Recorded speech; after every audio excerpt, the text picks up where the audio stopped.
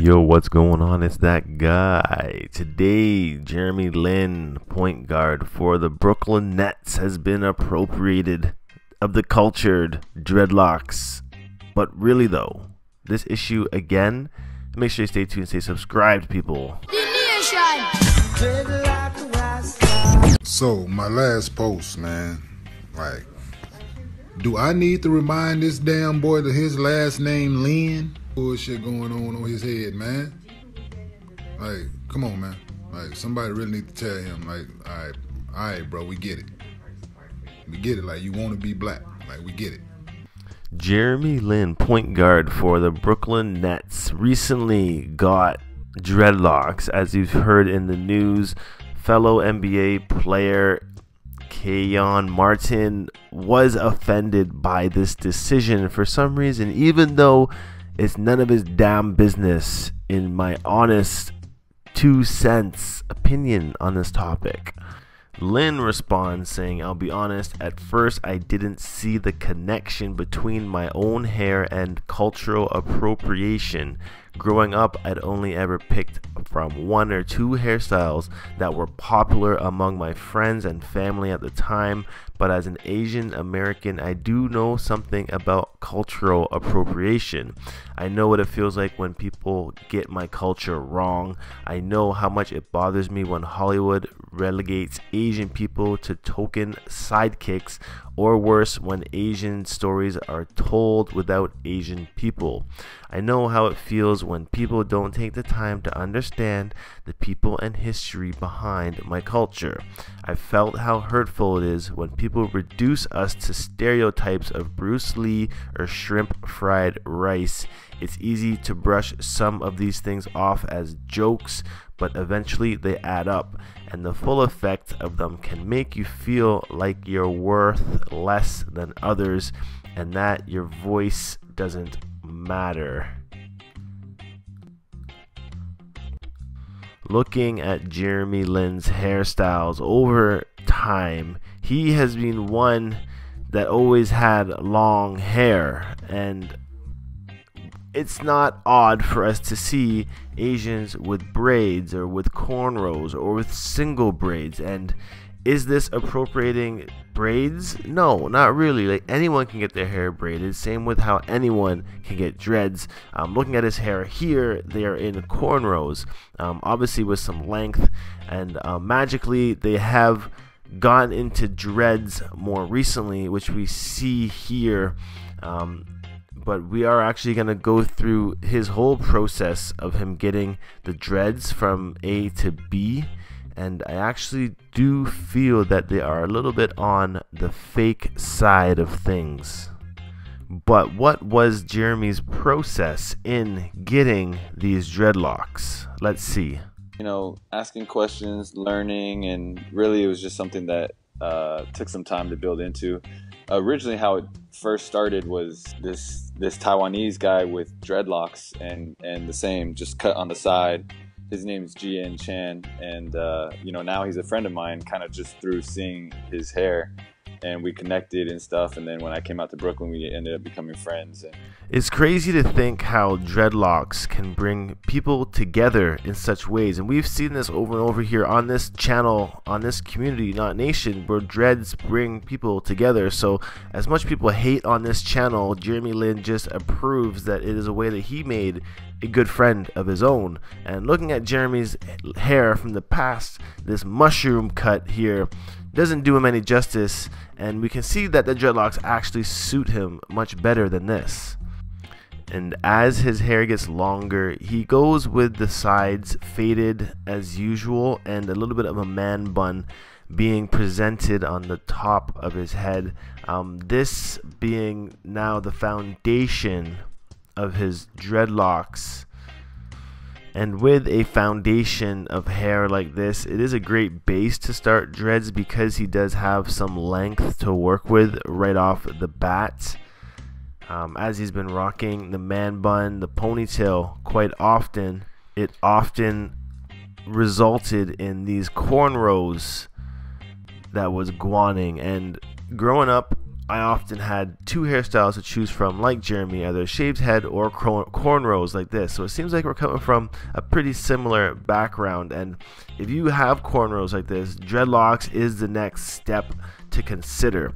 Looking at his hair in this photo, as his cornrows are back and the ponytail is looking up, only from September 16th, his hair looked pretty short in that ponytail, and I mention this because his dreadlocks ponytail is much longer at only 3 weeks difference in the photos. Again, here we see his ponytail just before his locks were put in place. This is September 25th, being 2 weeks ago. The ponytail length being quite short is what I'm mentioning and pointing out right here. And looking at this photo, this is probably the closest to dreads that he's gotten without actually having the dreads, this being the single braids, which could turn into locks if he just left these in. But essentially the way he got his dreads put in is the same way, just minus the braids and plus the addition of crocheting. So here we see his hair actually being separated as to where he was starting to get the dreads put in, with his brethren here who seems to be getting a retwist or just a twist up in general at the same time. But as his hair gets placed in, I do feel that they were back combed, crocheted, and very similar to Kazu's dreads that we've come across on this channel in the past, a professional snowboarder. I do feel that Jeremy Lin here did get the extensions put into his locks. I feel like some of them might have been extended, so questionably fake locks. I personally don't see how he would have gained so much length in just 2 weeks of time, since his ponytail man bun was evident in the Instagram pictures.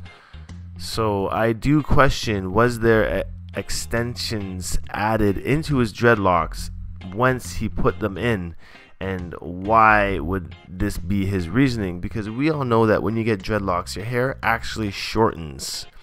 You don't normally gain length like Jeremy Lin did here with his ponytails after he gets his hair knotted up like this.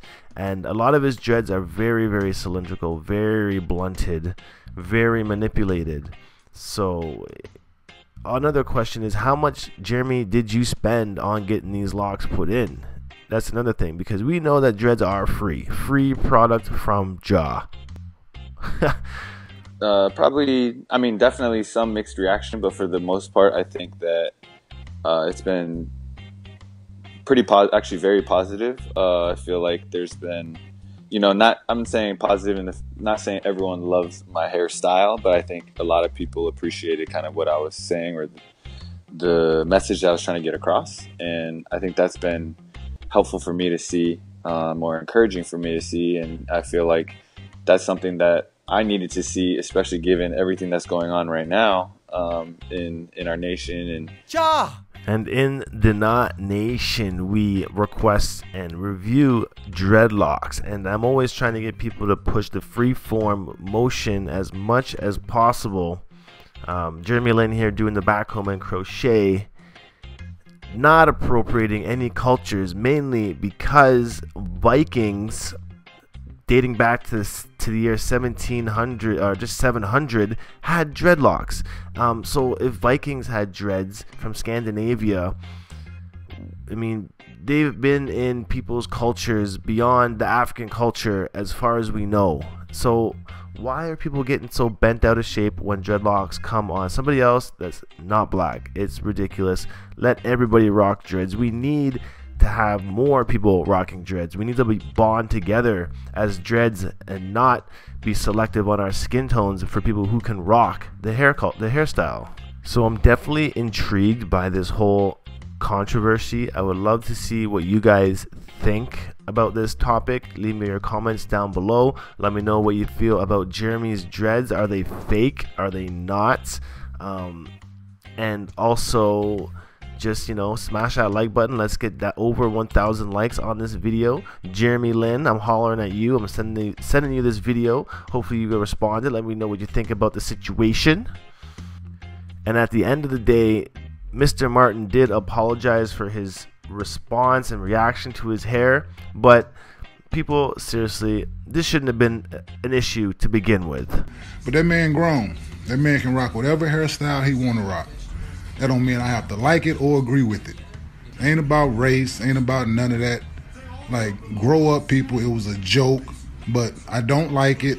I don't agree with it, so it is what it is. There's an appreciation that I have, or going through my whole process of my hair, there's an appreciation and that getting dreadlocks is not as simple as just getting dreadlocks. Like, it impacts people. There's history behind it. And so being aware of these issues, being aware of kind of what other people are going through, is a way to not only take part in their culture, but also appreciate it and learn about it. And then I think that brings us to a better place where we further understand each other. And I think that's maybe something that's missing right now.